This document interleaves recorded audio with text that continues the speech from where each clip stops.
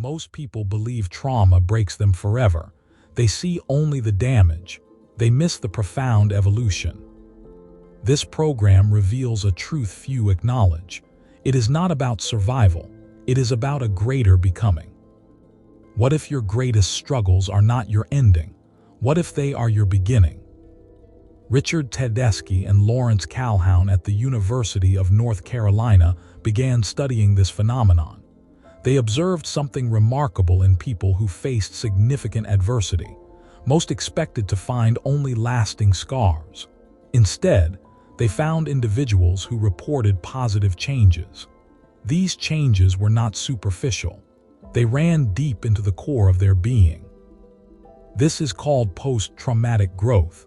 It is the documented experience of positive psychological change. This change occurs as a result of struggling with highly challenging life circumstances. It is not simply returning to normal. It is emerging stronger. It is seeing the world with new eyes. Consider the statistics from their research. In one study involving cancer survivors, a significant percentage reported profound benefits. Between 30 and 70% of these individuals experienced positive shifts. These shifts included developing deeper relationships. They reported a heightened appreciation for life. They discovered inner strengths they never knew they possessed. This is not about minimizing the pain of trauma. The pain is real. The suffering is undeniable. However, the human spirit possesses an extraordinary capacity. It can transform suffering into something else entirely. It can forge resilience. It can cultivate wisdom. Think about Viktor Frankl. He endured the unimaginable horrors of Auschwitz. He lost his wife and his entire family. Yet, amidst that absolute devastation, he observed something critical. He noticed that prisoners who held onto a sense of purpose were more likely to survive. This observation became the bedrock of his philosophy. It led to his seminal work, Man's Search for Meaning. Frankl's experience is a stark testament. Even in the darkest of circumstances, the human drive for meaning persists. This drive can fuel growth. It can provide a pathway through despair. He understood that while external circumstances can be stripped away, internal meaning remains.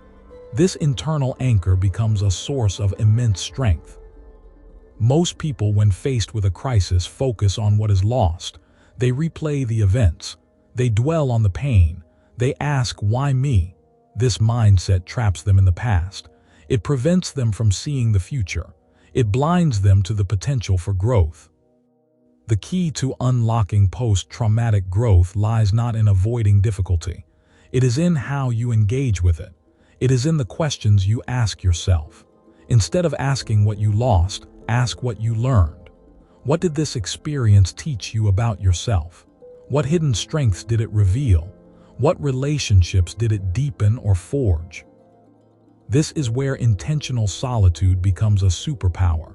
In our hyperconnected, always-on world, true solitude is rare. It is often perceived as loneliness or isolation.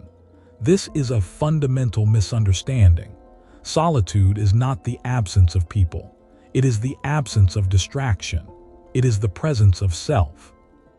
The 21st century bombards you with information. It demands constant engagement. It rewards superficial connection. This environment actively discourages introspection. It makes deep self-reflection a challenge. Most people succumb to this pressure. They remain adrift in the noise. The data is clear. Studies on attention span show a dramatic decline. Social media algorithms are designed for constant stimulation. This constant stimulation prevents the mind from settling. It hinders the processing of complex emotions. It makes deep personal insight nearly impossible. When you face a significant challenge, your mind is in overdrive. It is processing shock. It is grappling with loss. It is trying to make sense of the senseless. Without dedicated time for quiet reflection, this processing remains incomplete. The lessons are missed. The growth is stunted. Most people try to numb the pain. They seek immediate distraction. They fill their time with external activity. They hope the discomfort will simply fade away. This is a flawed strategy. It is like putting a bandage on a deep wound without cleaning it. The infection festers beneath the surface. The mechanism of post-traumatic growth is subtle. It requires conscious effort. It involves confronting the difficult emotions. It means sitting with the discomfort. It means actively seeking understanding. This is where solitude plays its crucial role. It creates the necessary space for this internal work. Think of your mind like a garden. After a storm, the garden is in disarray. Plants are uprooted. Debris is scattered everywhere. To restore the garden, you need to clear the debris. You need to replant. You need to tend to the damaged areas. This work requires time and quiet attention. You cannot do it while a hurricane rages. The storm is the trauma. The debris is the immediate aftermath of pain and confusion. The quiet attention is the intentional solitude. It is the dedicated time you set aside to process. It is the space you create to understand your experience. Tedeschi and Calhoun's research points to specific areas of growth. One of the most common is a greater appreciation for life. After facing mortality, people often see the beauty in everyday moments. They cherish their relationships more deeply. They are less likely to take simple joys for granted. Another area is increased personal strength. Survivors often discover reserves of resilience they never knew they had. They realize they can endure more than they ever imagined. This newfound confidence can ripple into all areas of their lives. It empowers them to tackle new challenges. Spiritual development is also frequently reported. This does not necessarily mean religious adherence. It can involve a deeper sense of connection to something larger than oneself. It can be a profound shift in one's worldview or philosophy. It can be a reevaluation of life's ultimate meaning. Changes in relationships are another significant outcome. Some people find their existing relationships become stronger. They communicate more openly. They offer and receive support more readily. Others may find new, meaningful connections form. These connections are often forged through shared experience or mutual understanding. A sense of new possibilities can emerge. After a major life disruption, people may reevaluate their goals. They may pursue paths they previously considered too risky or impractical. The perceived limitations of life may lessen. This can lead to exciting new ventures. The crucial element is the intentional engagement with the aftermath. Simply enduring a trauma does not guarantee growth. Many people remain stuck. They relive the event. They struggle with lingering symptoms. They never move beyond the initial shock. The difference lies in the mental framework. It is the deliberate choice to learn and to evolve. It is the active pursuit of meaning from the experience. This is where solitude becomes indispensable. Imagine a sculptor. They are given a block of marble. The marble is flawed. It has cracks and imperfections. The sculptor does not discard the marble. They carefully study its form. They chip away the excess. They work with the stone's inherent nature. They transform it into something beautiful. The trauma is the flawed block of marble. Your response is the sculptor's hand. Intentional solitude is the sculptor's studio. It is the quiet space where the work happens. It is where the transformation takes place. Most people are not sculptors of their own lives. They are passive observers. They let external forces shape them. They react to circumstances. They do not proactively create their reality. This is why so many fail to grow after hardship. They make three common mistakes. The first is seeking constant distraction. They fill every moment with external stimuli. They avoid introspection at all costs. This prevents the necessary processing. The wound never truly heals. The second mistake is isolating themselves in despair. They withdraw from all human connection. While solitude is beneficial, complete isolation can be detrimental. Humans are social creatures. Meaningful connection is vital for healing and growth. However, this connection must be balanced with introspection. The third mistake is expecting growth to happen automatically. They believe that simply surviving is enough. They assume time will heal all wounds. This passive approach rarely leads to profound transformation. Growth is an active process. It requires conscious effort and intention. So how do you cultivate this superpower? How do you harness intentional solitude for post-traumatic growth? It begins with a simple, yet powerful practice. Dedicate 30 minutes each day to quiet reflection. This is not a time for scrolling social media. This is not a time for watching television. This is not a time for casual conversation. This is sacred time. Find a quiet space. Turn off all electronic devices. Sit in silence. You can journal your thoughts. You can meditate. You can simply sit and allow your mind to wander. The goal is to be present with yourself. During this time, reflect on the challenges you have faced. Do not dwell on the pain. Instead, ask yourself the tough questions. What did I learn about my own resilience? What strengths did I uncover? How did this experience change my perspective? If you are struggling with a specific trauma, this practice becomes even more critical. It allows you to process the emotions in a safe, contained environment. It helps you to separate the event from your identity. You are not your trauma. You are the person who survived it. Consider the story of Sarah. She lost her job unexpectedly after 10 years. It was a devastating blow. She felt her identity was tied to her career.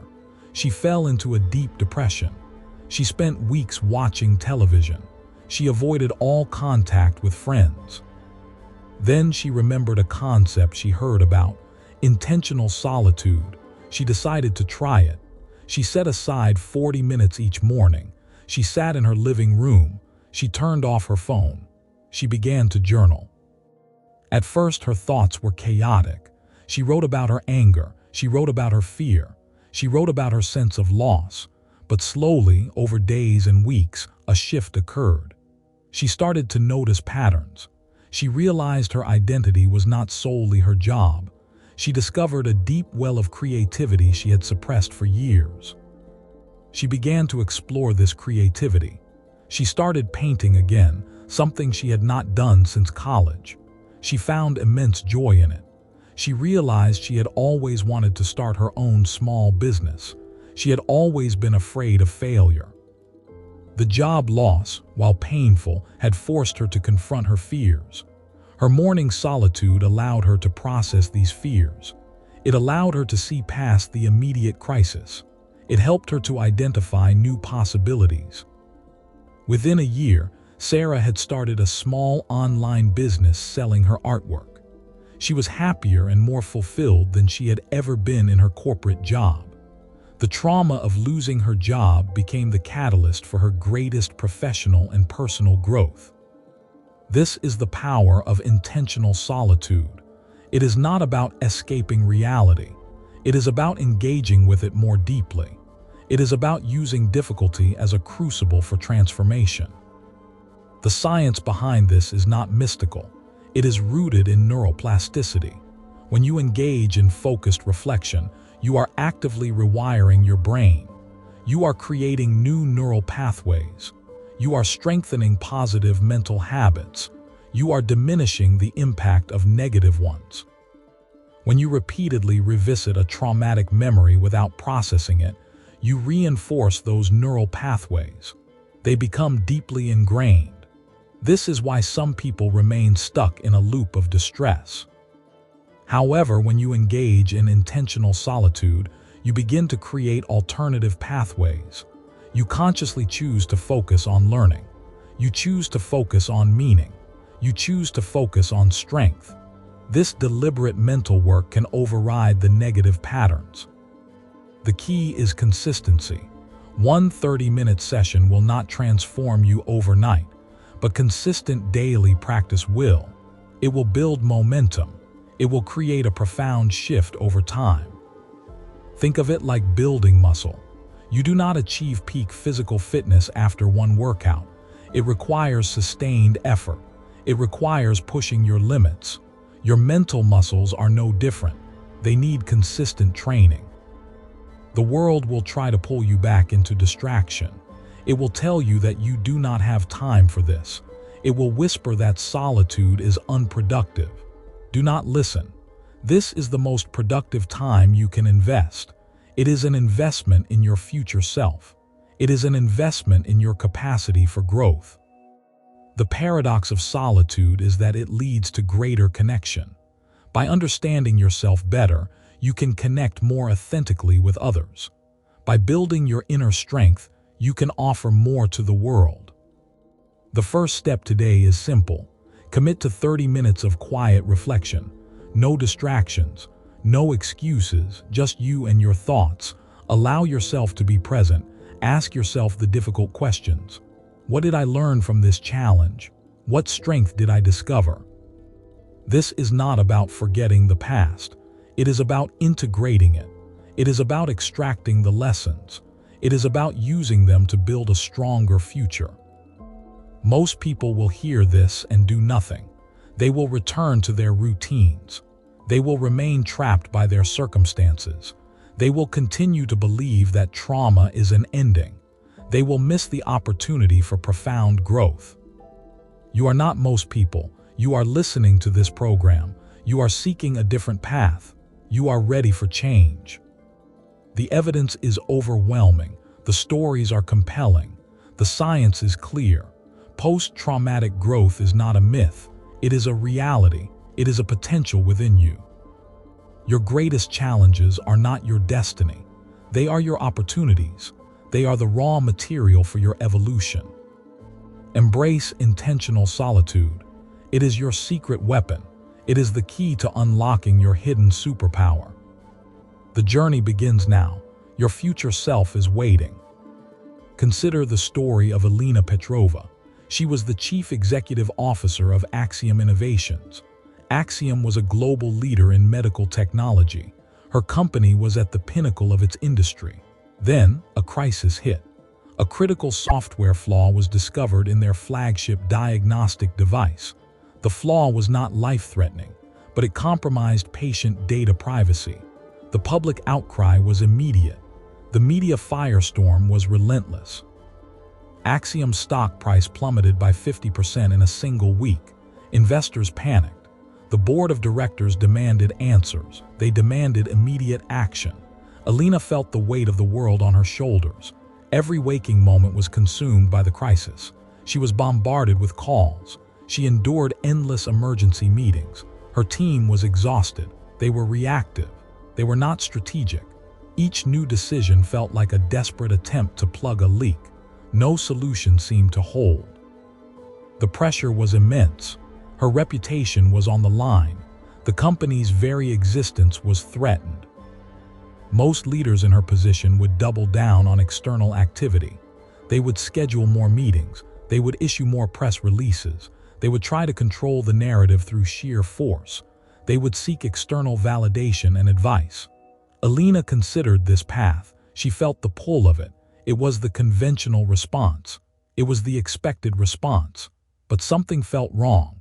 She felt like she was drowning in noise. She was reacting without true understanding. She was making decisions from a place of fear. She was not leading. She was merely managing chaos. She remembered a principle from her early career. A mentor had once told her, "When the storm is loudest, seek the quietest place." Alina made a radical decision. She announced to her board that she was taking a 3-day retreat. She would be completely unreachable. The board was aghast. "How can you leave now?" they demanded. "The company is in free fall. We need you here." Alina stood firm. She explained her conviction. She needed to gain clarity. She needed to see beyond the immediate panic. She needed to find a path forward, one that was not visible in the current storm. She appointed an interim crisis response team. She gave them clear instructions. They were to handle immediate operational issues, but all strategic decisions were on hold. She then disconnected. She turned off her phone. She left her laptop behind. She went to a remote cabin. It was deep in the mountains. There was no internet, there was no television. There was only silence. The first day was brutal. Her mind raced. She replayed every negative news report. She imagined the worst possible outcomes. She felt a profound sense of guilt. She felt immense failure. Her body was restless. She paced the cabin. She tried to meditate. Her thoughts were a whirlwind. She felt the urge to grab her phone. She felt the need to check in, to do something, anything. But she had made a commitment. She forced herself to sit. She forced herself to breathe. She brought a single notebook. She brought a pen. She began to write, not about the crisis directly, but about her values, about her purpose, about the kind of leader she wanted to be. She wrote about her fears. She wrote about her hopes. She allowed everything to surface, without judgment. Slowly, gradually, the noise began to subside. The second day brought a shift. The frantic energy lessened. Her thoughts became less chaotic. She started to see patterns. She saw how her own reactivity had contributed to the problem. She saw how her team's exhaustion mirrored her own. She began to question assumptions. She questioned the conventional wisdom. She asked herself a crucial question. What if this crisis is not a problem to be fixed, but an opportunity to redefine axiom? This question shifted her entire perspective. It was a breakthrough. It was a seismic shift. She started to explore possibilities. She explored solutions that were not obvious before. She thought about Axiom's core mission. She thought about its long-term vision. She saw a way to turn the privacy breach into a strength, a chance to become an industry standard bearer. By the third day, a clear strategy emerged. It was bold. It was unconventional. It was rooted in proactive transparency. It was rooted in radical accountability. It was about rebuilding trust from the ground up, not by damage control, but by fundamental change. She outlined a plan. It involved a complete overhaul of their data security protocols. It involved an unprecedented level of public disclosure. It involved offering free, independent security audits to all their clients. It was a massive undertaking. It would be expensive. It would be difficult, but it was authentic. It felt right. She returned from her retreat. She was calm. She was resolute. Her team was skeptical at first. The board was even more so. They wanted quick fixes. They wanted to minimize losses. Alina presented her vision. She presented it with unwavering conviction. She explained how 3 days of solitude had unlocked this path. She convinced them. She launched her plan. The initial reaction was mixed. Some analysts remained critical, but the public response began to shift. Axiom's transparent approach was unexpected. It was refreshing. Customers appreciated the honesty. They appreciated the commitment to real change. Competitors had previously focused on secrecy. Axiom set a new standard. Over the next 18 months, Axiom not only recovered its stock value, it surpassed its previous peak. It became known as the industry leader in data privacy and security. Their diagnostic devices were now trusted above all others. Alina Petrova did not just survive the crisis. She transformed her company. She transformed her leadership. She attributed it directly to those 3 days of intentional solitude. It was the moment she stopped reacting and started leading. It was the moment she found clarity amidst chaos. This is not an isolated incident. This pattern repeats itself. In business, in personal life, in creative endeavors. Most people believe that answers lie in external sources. They seek more information. They seek more opinion. They seek more activity. They believe that more input equals more insight. This is a fundamental misunderstanding. The truth is often the opposite. True insight is not found in accumulation. It is found in distillation. It is found in removal. It is found in silence. Your mind is an incredibly powerful processor. It constantly takes in data. It constantly processes experiences. It constantly generates thoughts. But just like any complex system, it can become overwhelmed. It can become cluttered. It can become inefficient. Imagine your brain is not just a processor. Imagine it is a vast, ancient library. Every experience you have ever had is a book on its shelves. Every piece of information you have ever absorbed is another volume. Every emotion, every memory, every potential solution to a problem resides within this library. During your waking hours, especially in the 21st century, this library is in constant, frantic motion. Lights are flashing. Alarms are sounding. Patrons are rushing through the aisles. They are shouting questions. They are demanding answers. New books are constantly being dumped at the entrance. Old books are being carelessly reshelved. There is no system. There is only urgency. There is only noise. In this environment, how can you find the specific book you need? How can you connect disparate pieces of information? How can you truly understand the vast collection you possess? You cannot. You will be overwhelmed by the sheer volume. You will be deafened by the constant clamor. You will mistake activity for progress. You will mistake noise for insight. This is where most people live their mental lives. They wander this chaotic library. They feel frustrated. They feel lost. They feel they lack answers. They feel they lack direction. Intentional solitude is different. It is like closing the library to the public. It is like turning off the flashing lights. It is like silencing the alarms. It is like dismissing the shouting patrons. You are not shutting down the library. You are not abandoning it. You are creating the conditions for deep work. You are creating the conditions for profound discovery. In this quiet, you can finally see. You can finally hear. You can finally think. You can begin to organize. You can begin to connect. You can begin to understand. You become the master librarian. You walk through the silent aisles. You pick up books you have overlooked for years. You dust them off. You read them carefully. You place them next to other relevant volumes. You discover connections between subjects that seemed unrelated. You find insights hidden in plain sight. You develop a new cataloging system, one that makes sense to you, one that serves your current needs. You are not just retrieving information. You are synthesizing it. You are creating new knowledge. You are building new mental frameworks. This process is not passive. It is active. It is deliberate. It is focused. It is the work of a skilled craftsman. It is the work of a true leader. This is the mechanism. This is how intentional solitude rewires your brain. It allows your prefrontal cortex, the seat of executive function, to operate without constant interruption. It reduces the activity in your default mode network. This network is often associated with mind-wandering and self-referential thought. By quieting the external demands, you free up cognitive resources. You redirect them inward. You focus them on deep processing. You foster what scientists call integrative thinking. You connect diverse ideas. You form novel solutions. You strengthen new neural pathways. These pathways are specifically designed for insight and problem solving. This is why Elena Petrova found her solution. She closed her mental library. She became the master librarian. She gained clarity.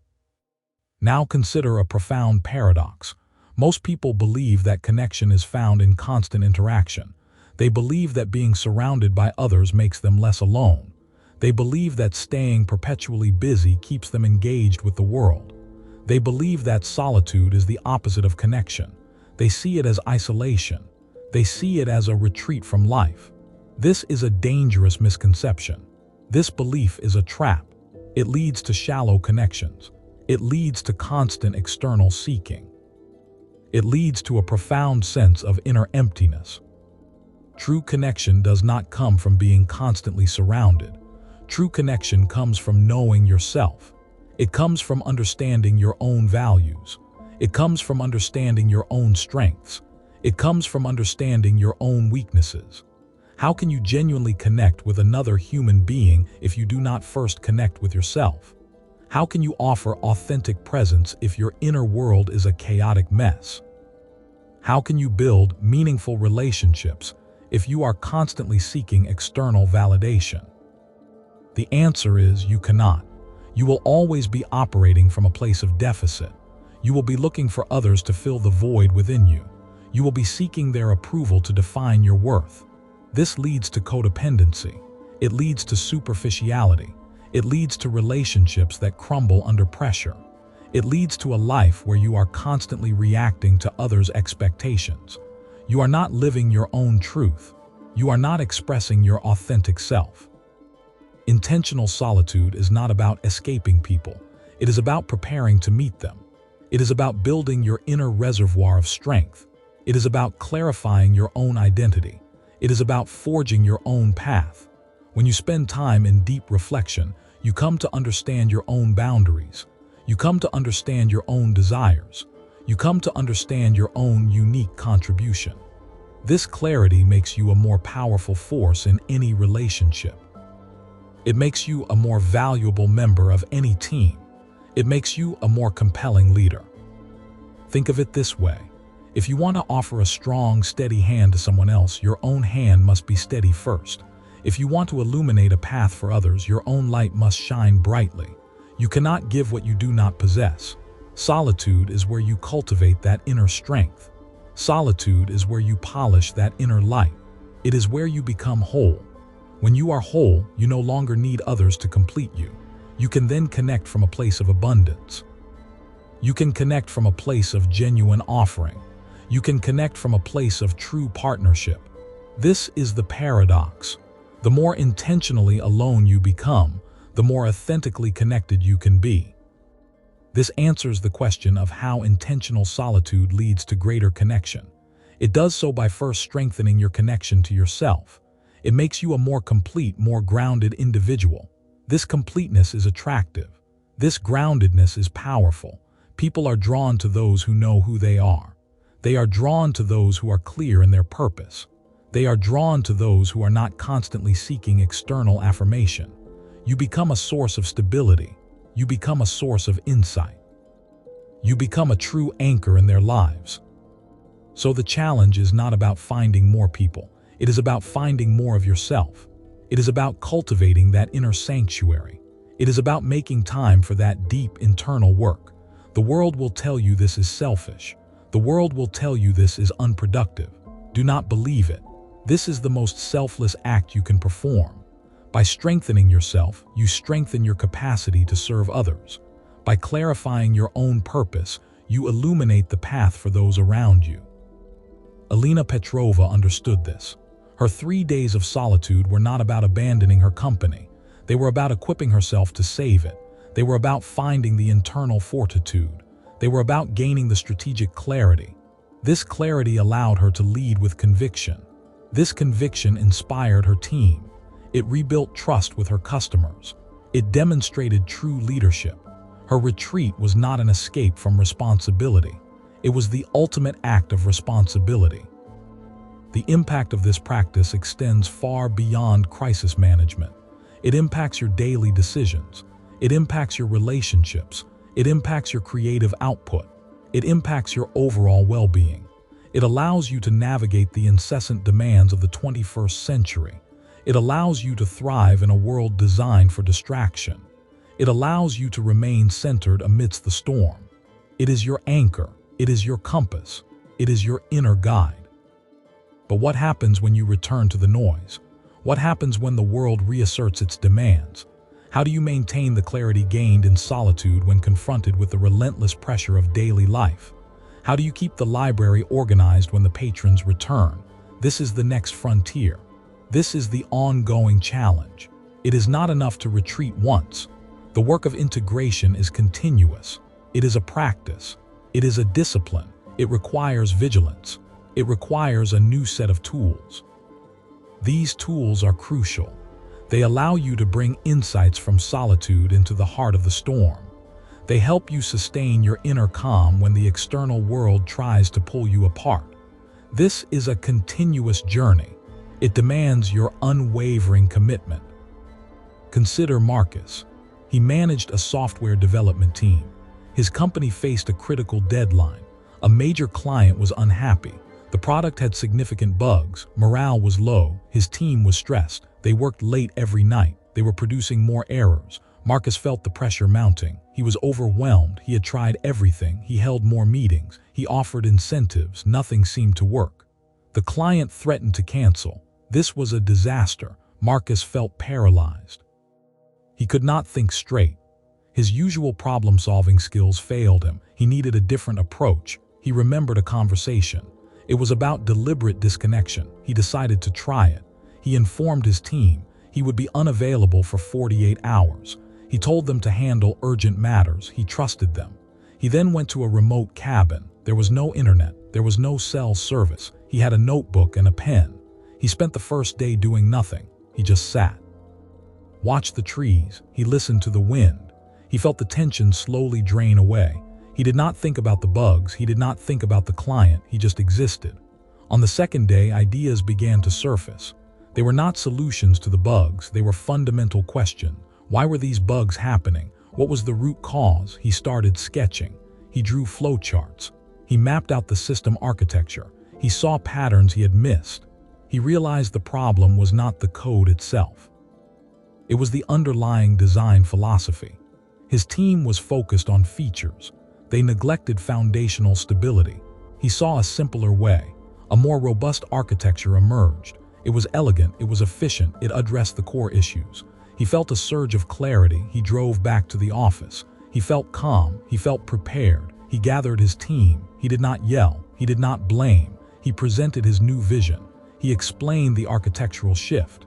He showed them the simplified design. He outlined a new development process.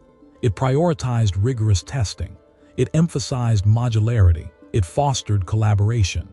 His team was skeptical at first. They were exhausted. They were used to firefighting, but Marcus's conviction was palpable. His clarity was infectious.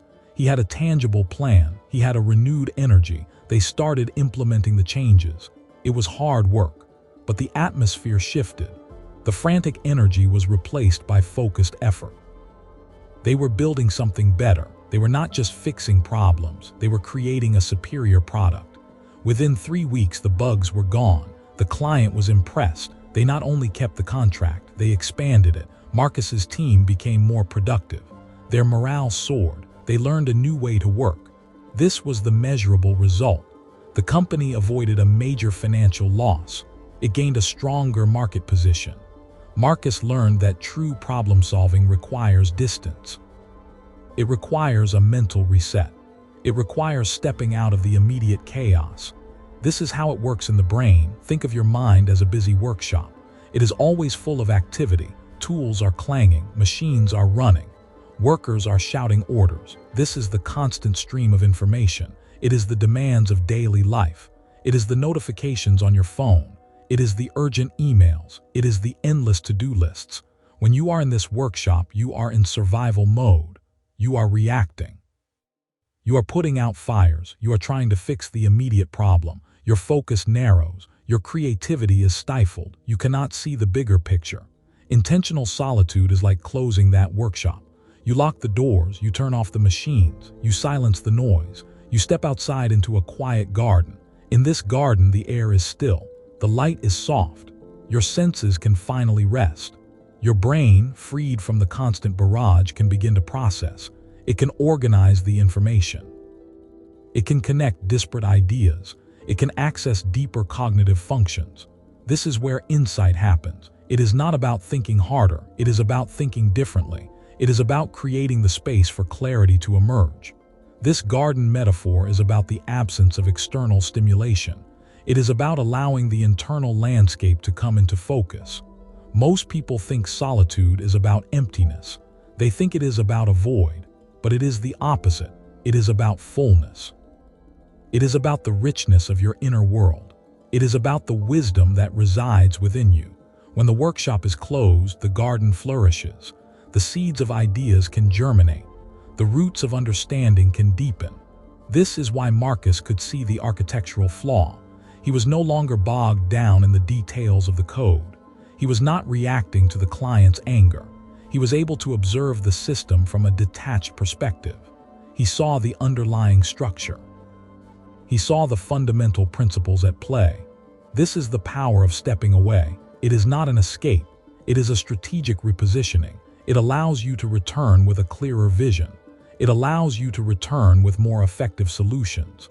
The unexpected twist is this: intentional solitude does not make you less connected. It makes you more discerning about connection. You stop seeking validation from everyone. You stop trying to please the masses. You become more selective. You invest your energy in relationships that are truly nourishing. You attract people who resonate with your authentic self. You no longer waste time on superficial interactions. You understand that your time and energy are finite resources. You allocate them wisely. This means you might have fewer acquaintances. You might have fewer casual followers, but the connections you do have will be deeper. They will be more meaningful. They will be more impactful. You become a magnet for quality relationships. You are not chasing connection. You are cultivating it. You are building it on a foundation of self-knowledge. This is the paradox. The more you embrace being alone, the better you become at being with others. You are not isolating yourself. You are refining your ability to connect. You are enhancing your capacity for genuine intimacy. You are becoming a better partner. You are becoming a better friend. You are becoming a better leader. You are not withdrawing from the world. You are engaging with it more powerfully. You are engaging with it more authentically. You are engaging with it from a place of strength, not need. This is the secret that most people miss. They believe that more interaction equals more connection. They believe that constant engagement is the key. But this leads to superficiality. It leads to burnout. It leads to a feeling of being overwhelmed and unseen. Marcus did not become a hermit. He became a more effective leader. He did not abandon his team. He empowered them. He did not avoid the client. He resolved the issue with greater skill. He achieved this by temporarily stepping back. He created the necessary space for insight. He allowed his mind to recalibrate. He then returned with a renewed perspective. This is the ongoing challenge. How do you maintain that garden when the workshop doors burst open again? How do you hold onto that clarity when the demands of the day rush in? The work is not just in the retreat. It is in the integration. It is in learning to bring the lessons of the garden into the workshop. It is about developing the discipline to periodically step outside. It is about recognizing when you need to silence the noise. It is about actively seeking those moments of stillness. The temptation will always be to stay in the chaos. The comfort of the familiar struggle can be seductive, but the rewards of intentional solitude are too great to ignore. It is the key to unlocking your potential. It is the pathway to a more fulfilling life. It is the superpower you need for this century. The question remains, when will you choose to step into your garden? When will you allow yourself the space to truly see? The answer lies within your next decision. The answer lies within your next decision. Most people make 3 critical errors here. These errors prevent them from accessing this power. They keep them trapped in a cycle of reactivity. They ensure they remain overwhelmed. Recognizing these patterns in yourself will be uncomfortable, but recognition is the first step toward change. The first mistake is constant digital tethering. People live in a state of perpetual connection. Their devices are extensions of their minds. Notifications constantly pull their attention. Social media feeds offer an endless stream of distractions. They believe staying informed means staying online. They confuse quantity of information with quality of insight. They scroll through endless updates. They respond to every message immediately. They fear missing out on something important. This is the fear of missing out, or FOMO. It is a powerful driver of their behavior. This constant input clogs their cognitive channels. It prevents deep thought. It stifles genuine creativity. They never allow their minds to settle. They never give their brains a chance to process. They are always reacting to external stimuli. Their internal world becomes neglected. Their inner voice is drowned out by the noise. They lose the ability to sit with their own thoughts. They become dependent on external validation, their sense of self eroding. They cannot distinguish their own ideas from the collective chatter. They mistake busyness for productivity. They believe being constantly available is a virtue. This hyperconnectivity creates a false sense of urgency. It depletes mental reserves. It makes sustained focus impossible. It leaves them feeling exhausted and unfulfilled. They are always present but never truly engaged. Their minds jump from one triviality to the next. They are always consuming, never creating. This addiction to digital input is a prison. It prevents them from ever truly being alone with themselves. It denies them the space for genuine reflection. This is not connection. It is distraction. It is a slow drain on their vital energy. It rewires your brain. It shortens your attention span. It diminishes your capacity for complex problem solving. You lose the ability to hold a single thought for an extended period. Your thoughts become fragmented. Your focus becomes elusive. You become a victim of every ping and buzz. This constant external pull prevents you from ever truly knowing your own mind. It keeps you perpetually shallow. It traps you in a reactive loop. You respond to the world instead of shaping it. This is the 21st century's most insidious trap. Second mistake is equating constant activity with progress. Many believe that to be productive, they must always be doing. They fill every moment with tasks. Their calendars are packed. Their to-do lists are endless. They view any pause as wasted time. They see stillness as laziness. They equate rest with failure. This relentless pursuit of activity leads to burnout. It prevents strategic thinking. It encourages reactive decision-making. They move from one task to the next without true evaluation. They never ask if these are the right tasks.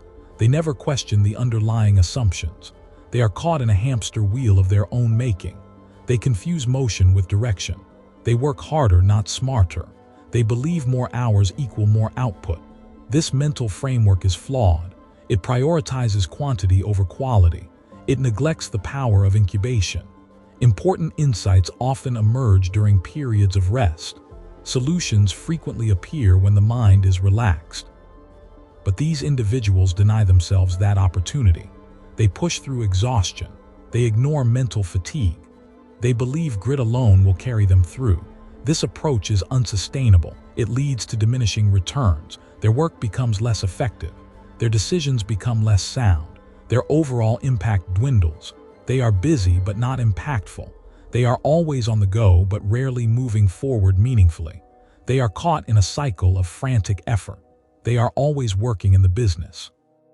They never work on the business. They never step back to gain perspective. They never allow for strategic recalibration.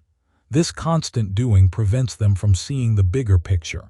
It blinds them to innovative solutions. It keeps them stuck in old patterns. They wear their busyness as a badge of honor. They believe it signifies importance. They mistake exhaustion for achievement.